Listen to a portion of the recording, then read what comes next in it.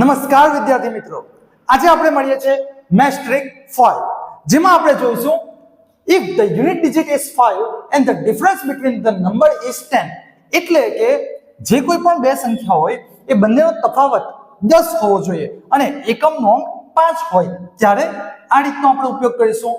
સૌથી પહેલું સ્ટેપ શું છે? અહીંયા 25 અને 35 બંનેનો તફાવત પણ 10 છે અને એકમનો અંક પણ 5 છે। તો સૌથી પહેલા સ્ટેપમાં આપણે પાછળ 75 આપણે લખી જ દેવાનું છે અને એ પછી જે પણ મોટી કિંમત હોય 35 છે, 35 મોટી છે તો 3 પછી શું આવે? 4 આવે। તો 3 પછી 4 તો 4 દુ 8 875 આપણો આન્સર।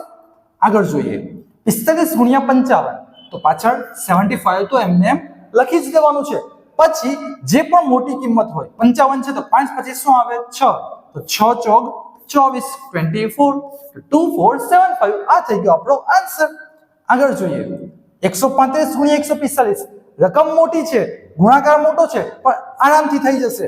પાછળ તો આપણે 75 તો લખવાનો જ છે અને હવે 14 પછી શું આવે? 15 તો 13 ગુણ્યા 15 195 તો આ થઈ ગયો આપણો આન્સર। ચોથો જોઈએ પાછળ 75 તો આવશે જ અને 8 પછી આવે 9 7 9 63 તો આ થઈ ગયો આપણો આન્સર 6375 થઈ ગયું ને ઈઝી।